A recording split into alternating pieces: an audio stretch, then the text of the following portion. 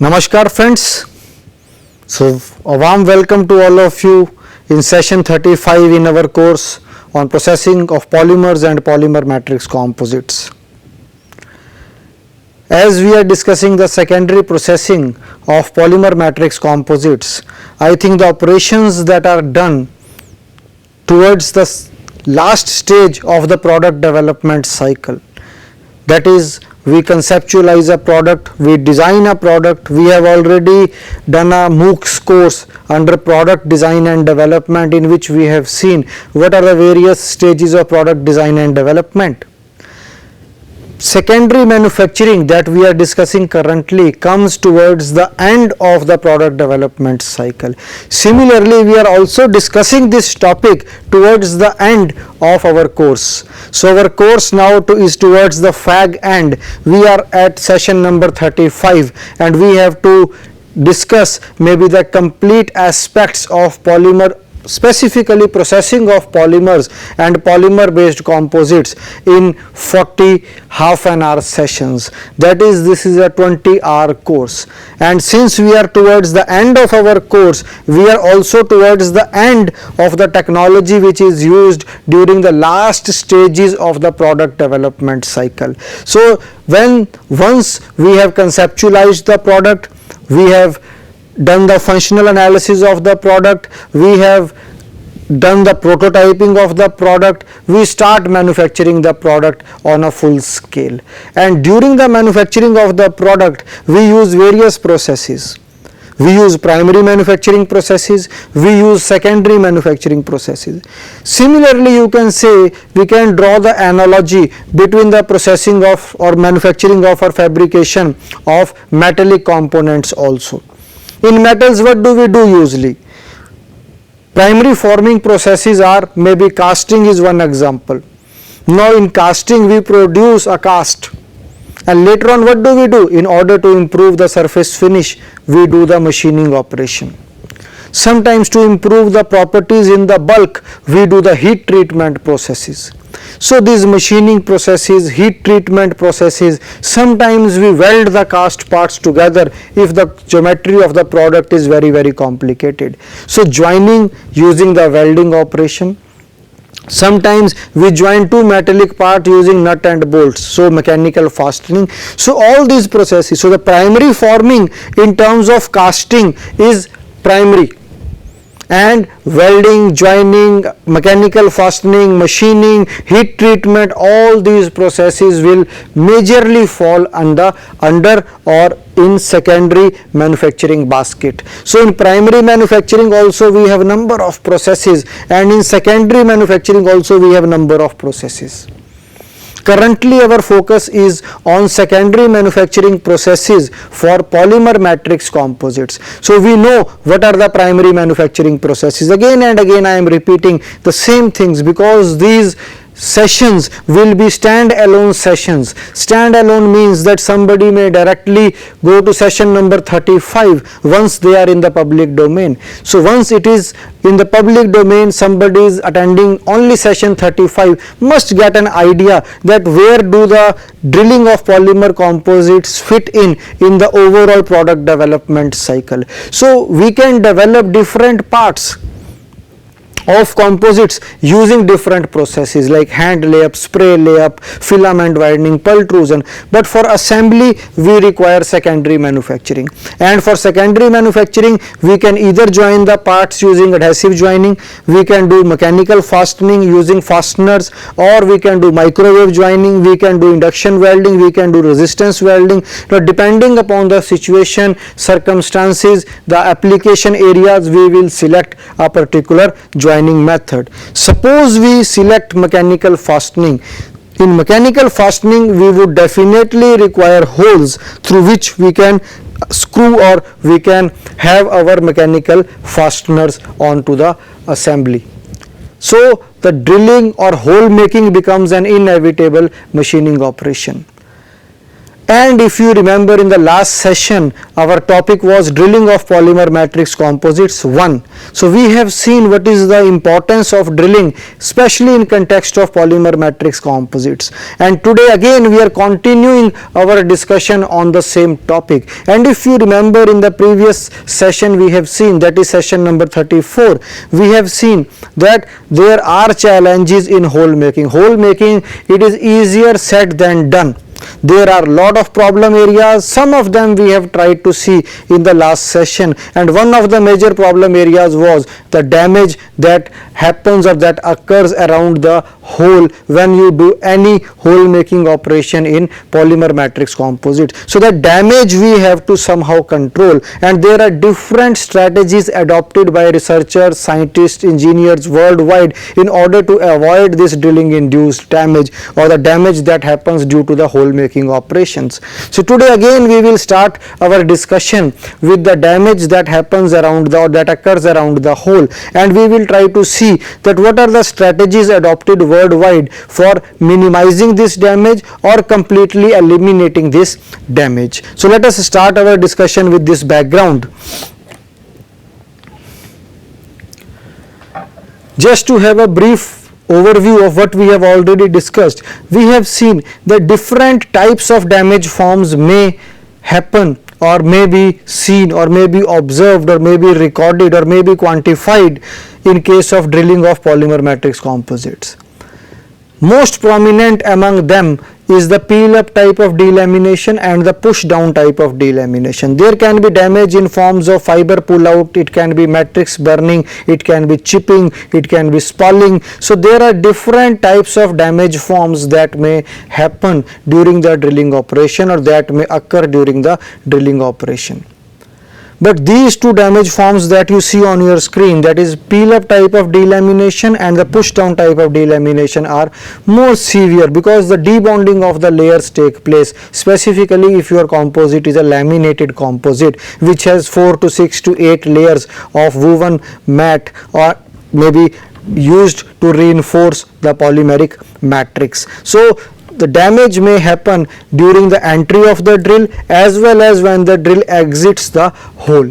So we can have the peeling up of the layers at the top of the laminate during the start of the drilling operation, or we may have the debonding or delamination of the lowermost layers or the bottom layers of the laminate when the drill exits the laminate. So both are disadvantageous, both are limiting factors, both are the limiting criteria. But if you look at the two and if we compare the two types of delamination, it has been reported worldwide that the push down type of delamination is much more severe as compared to the peel up type of delamination. So this is just one background, that this is one form of damage that takes place during drilling of the laminated composite materials, specifically polymer matrix composite materials.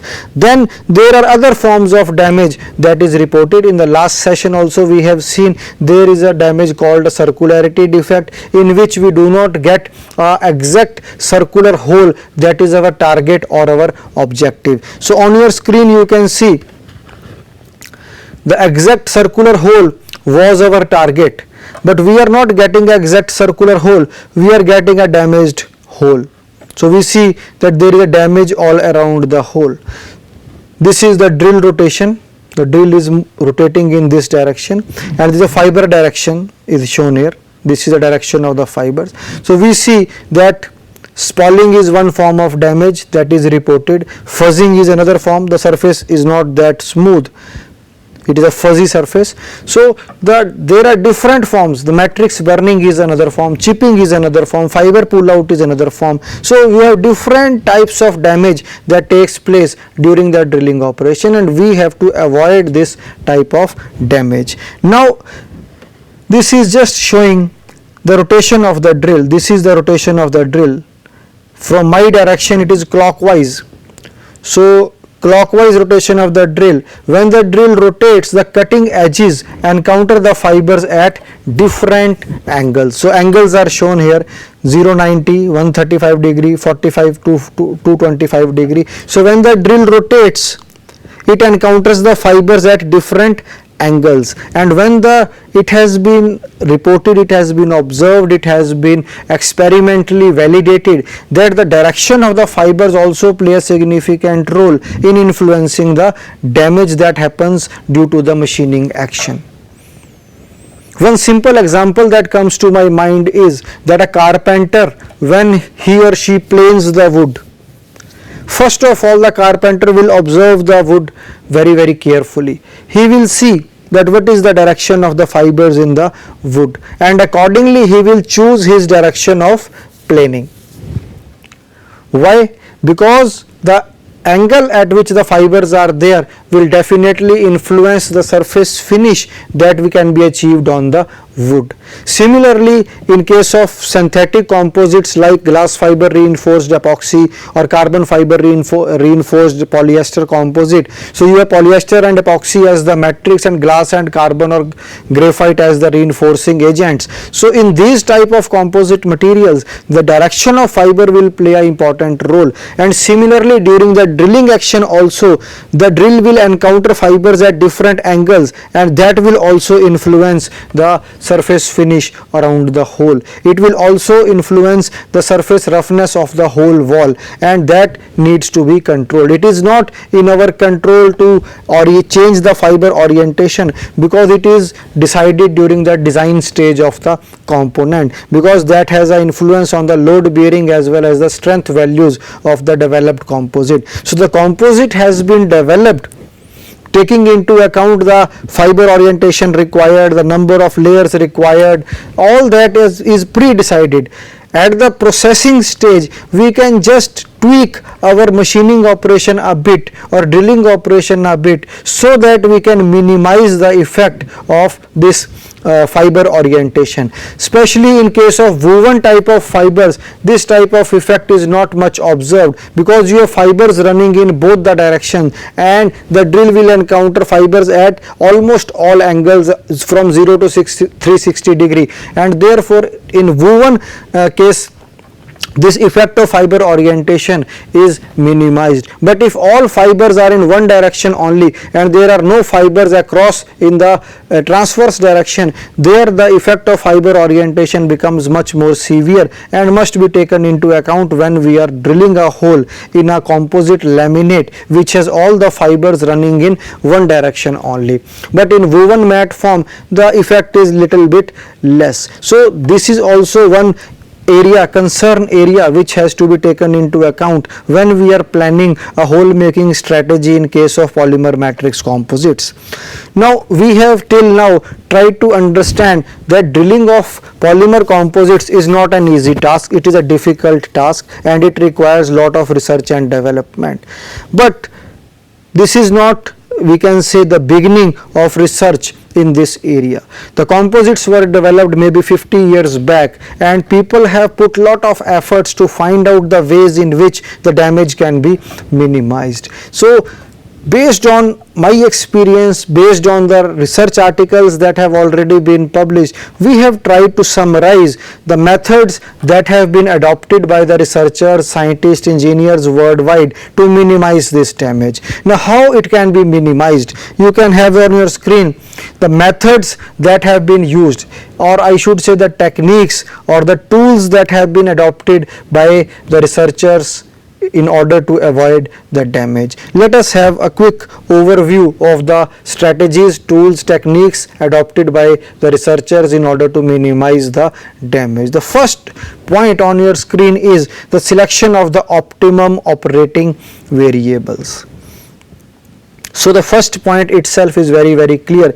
We have to be judicious in the selection of the operating variables. Now I can put a very simple question to all of you, that what are the important operating variables in the drilling operation? Very easily you can answer. It is cutting speed, feed rate. We can also control the tool geometry, we can control the tool diameter. So those are the control variables that are in our hand.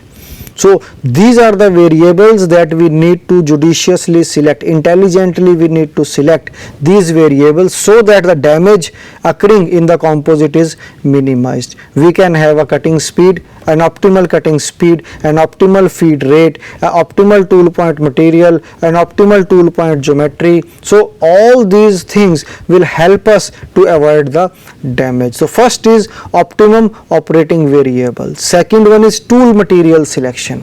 It is also equally important. Now in tool material selection, we can have a high speed steel tool, we can have a solid carbide tool, we can have a diamond grit coated tool, we can have any other hard material coated tool which can minimize the effect of tool wear.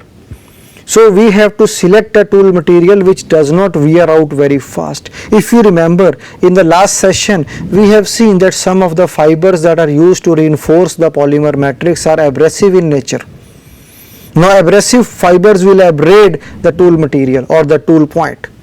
So if the abrasion of the tool takes place, the tool will wear out, the tool wear rate will be very high, and if the tool wears out, it will lead to increase in the thrust force, the torque, and if the forces will increase, subsequently the material damage will be more, or the damage in the polymer matrix composite will be more. So the selection of the tool material is also very, very important.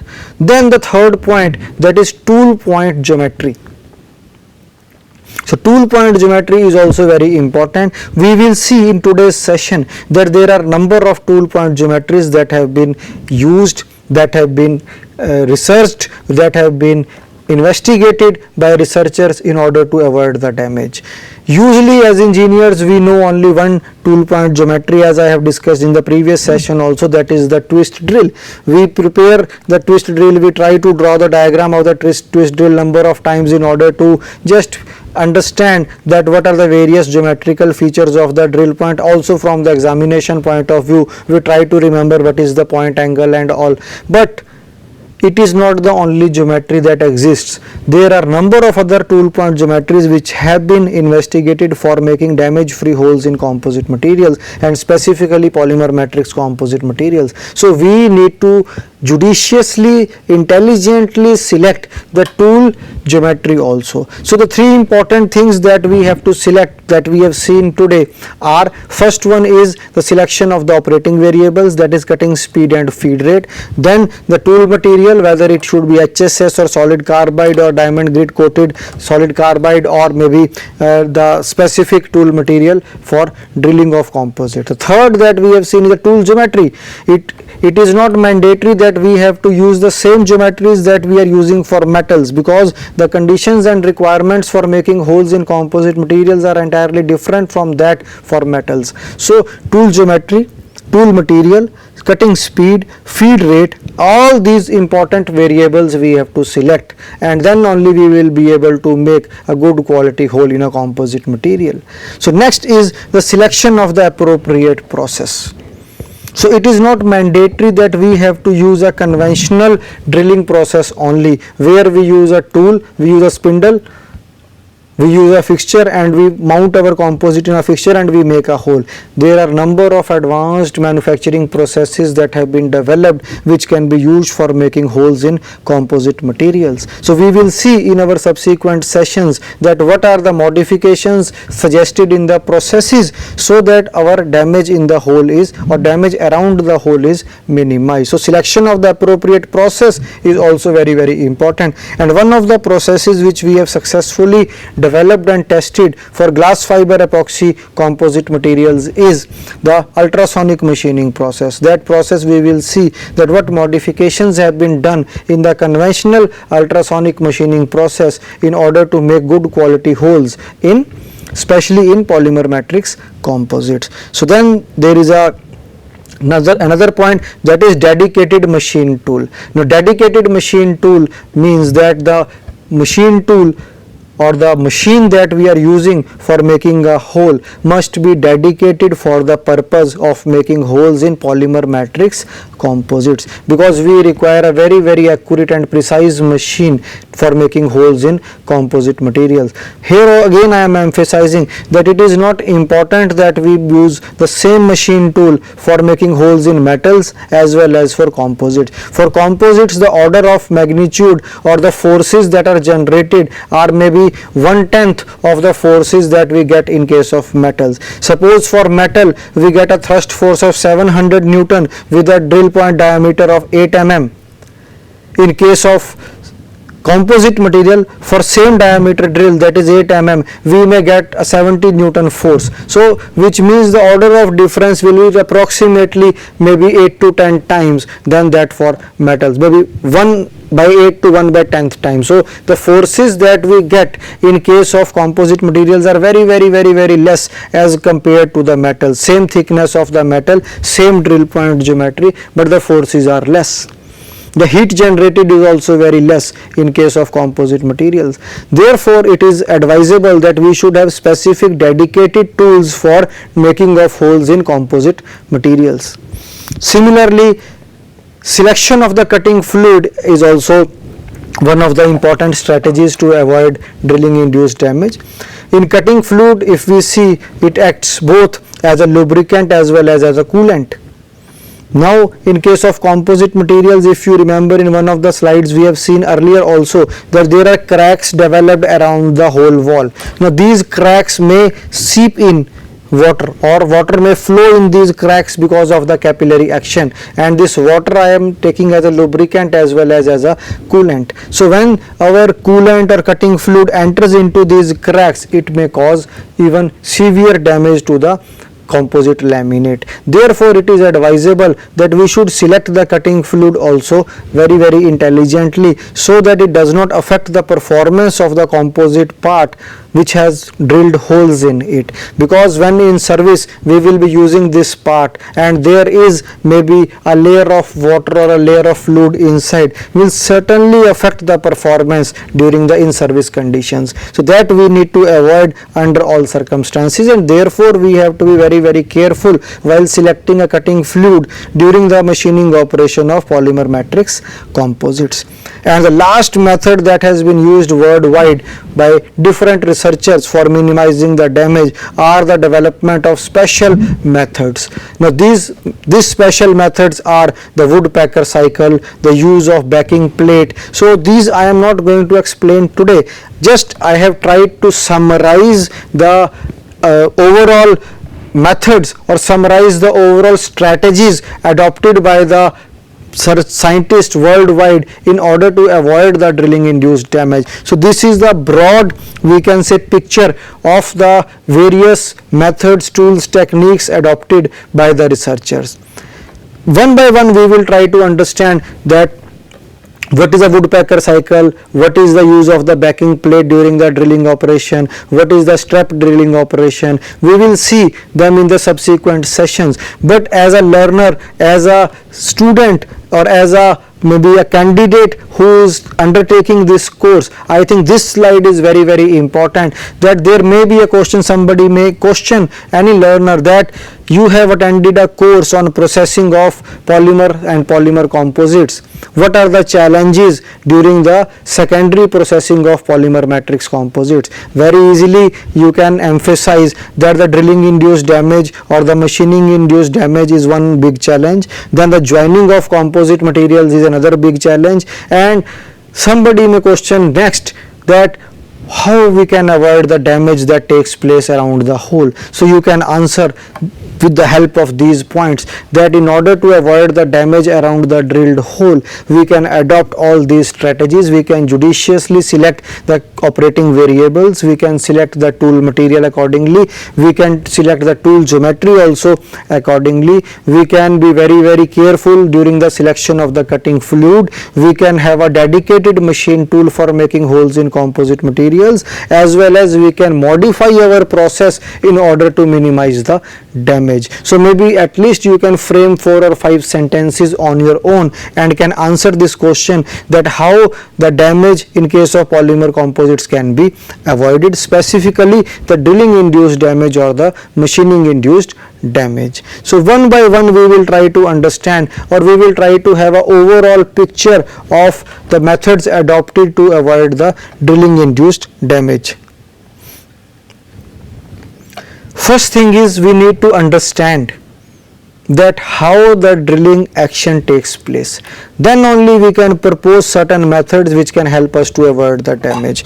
On your screen you can see this is a thrust force signal obtained during the twist drilling of composite. So twist drill is used for making of holes in the composite material. This is the plot of the thrust force.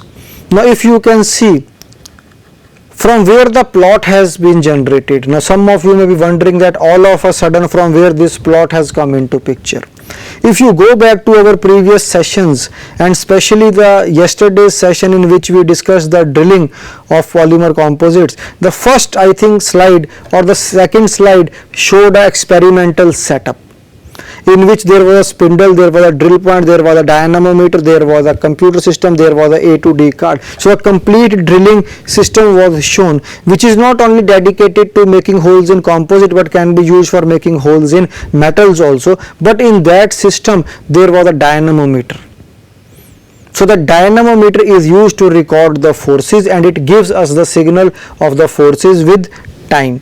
On x-axis we have time, on y-axis we have the magnitude of the thrust or the torque. So this signal basically has been recorded using the dynamometer, and this is the thrust force on your y-axis, and on x-axis we have the time. So how the thrust force is varying during the hole making operation is depicted by this figure. So here you can see this stage 1, the drill is just coming in contact with the workpiece. When the drill is just coming in contact with the workpiece, we have this point.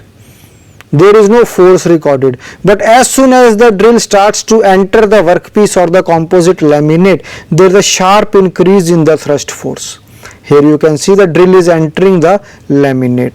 Now at this stage, stage 3, the drill is in complete engagement with the laminate and it is performing the drilling action, and this is the maximum force that is recorded during the drilling action.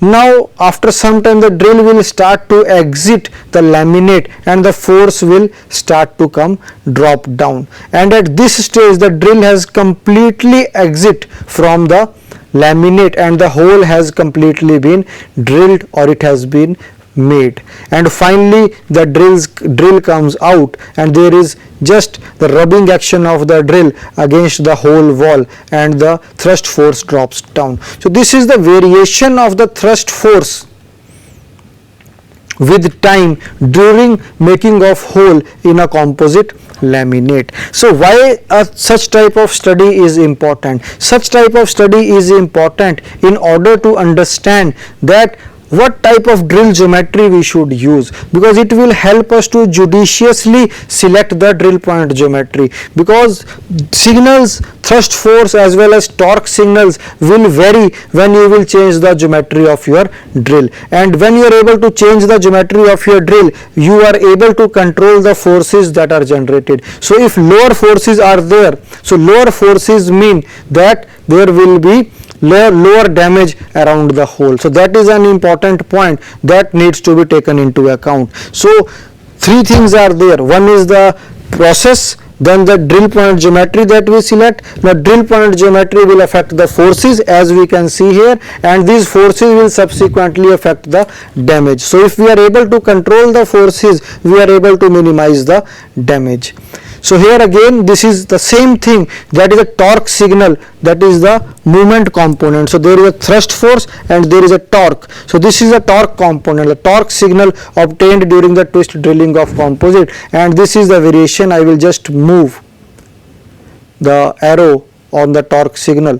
This is a torque signal and here the drill is just touching the laminate, and finally at stage 6 the drill has come out of the laminate. So if we are able to understand these signals and relate them with the drill point geometry, we are very easily able to design our tool accordingly. We need not choose the twist drill for making holes in composite laminates. Very easily we can redesign our tool, which will manipulate the forces, and these forces will subsequently affect the damage that is taking place because of the drilling action. Now this is another maybe representation, same representation for thrust force with varying with time. A stage drill is just coming in contact, AB stage drill is entering the laminate, and here we can see this red color is the variation of the thrust force with time, and this is specifically a step drill. So it has a step. So the initial section is making a hole and the outer section is enlarging the hole. So drill has a step. This is the step. So stepped drill will perform the drilling action in two stages. The inner portion will just pre-drill a hole and the outer portion will enlarge the hole. So the inner portion will pre-drill the hole and the outer portion will enlarge the hole. So you can see the signal is also varying accordingly. So the signal is different from the signal that was recorded using the simple twist drill. So this way we can say that the drill geometry is an important parameter which governs the drilling induced damage. So this is the tool wear during the drilling operation. The different flank wear can take place.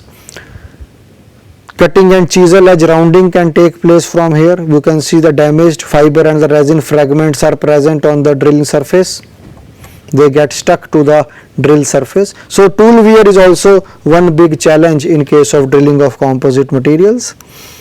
Again, this is tool wear. You can see this is a new drill, completely new drill, but after making maybe more than 1000 holes, we can see the tool wear or the drill wear has taken place.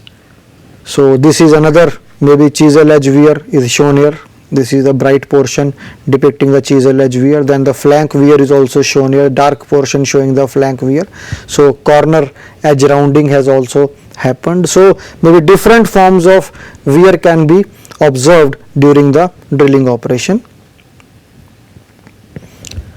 Now here we can see, this is the last slide that I want to discuss today. You can see 1, 2, 3, 4, 5 different types of drill. This is the twist drill, most commonly used twist drill, saw drill, candlestick drill, core drill, hollow drill, and then this is a step drill. So we have already seen the signal that is recorded for the step drill, and we can see the damage around the hole. This black color portion inside represents the hole and the white portion is depicting the damage around the hole. So you can see in case of twist drill, maximum damage has been reported around the hole, whereas in case of core drill it is less. Similarly in step drill also it is comparatively less. So we can very easily now understand the importance of tool point geometry, specifically in case of making holes in composite materials, more specifically in case of polymer matrix composite materials. So by now I think we have understood that what are the important tools and techniques that can be adopted to minimize the damage around the drilled hole in case of polymer matrix composites. And one important fact that I have established today is the importance of tool point geometry in minimizing the drilling induced damage. We will continue our discussion and try to see what are the other methods, techniques developed by the researchers in order to minimize the drilling induced damage. Thank you.